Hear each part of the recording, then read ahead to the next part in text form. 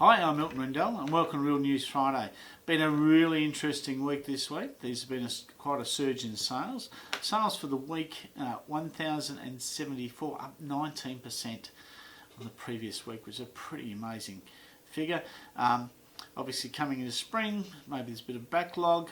Can I pinpoint it? The answer is probably no. Now, in terms of what areas we've seen the increase during that week, house sales are up 10%. Unit sales were up 32% and land sales are up 80%. So that's an interesting one, particularly on the land sales. So maybe there's been some new developments around that I'm not aware of, but have probably kicked into those figures.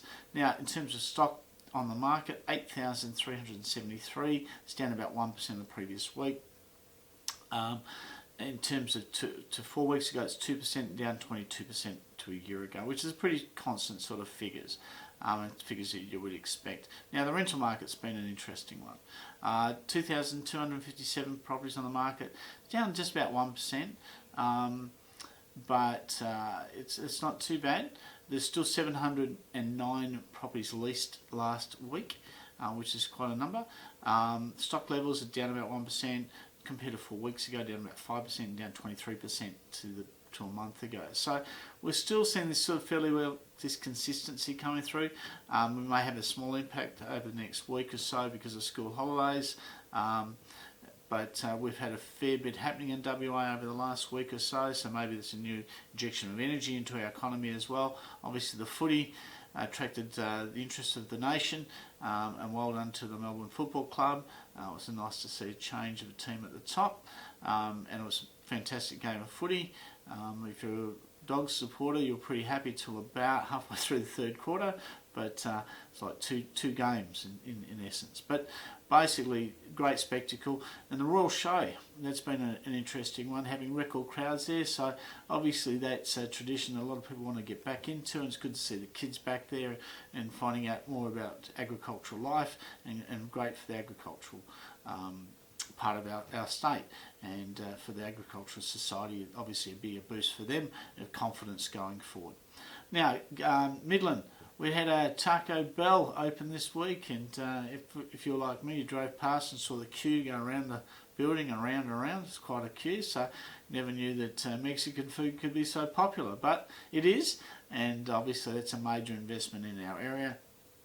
Now, talking about investment, we've seen more smaller inquiry from developers, but not as much as I probably would have expected in our area at present. I think there's a lot of them checking out the landscape, seeing what's happening. I think some of the bigger projects are still continuing. There's not a problem there at all, but the smaller ones probably we're not seeing as much activity on, and there's probably two reasons for that. One is that probably some of the expectations of some of the owners in selling their land, it's probably still a touch high. I still think it's 2014.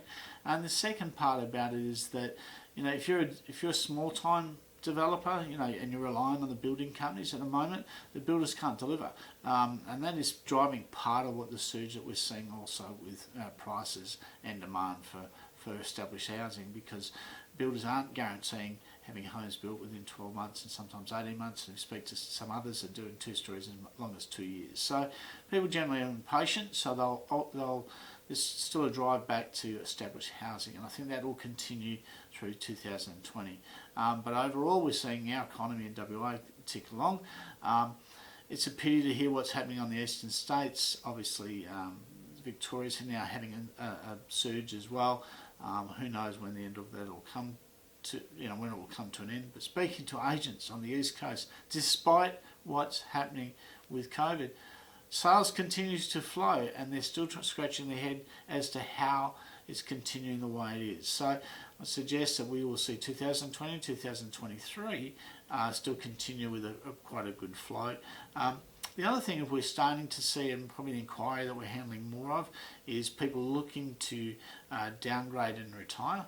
I think COVID put a lot of that on hold for people who were thinking about doing that. So I think some of the plans that were put on hold back probably 2019, 2020, certainly now starting to advance back.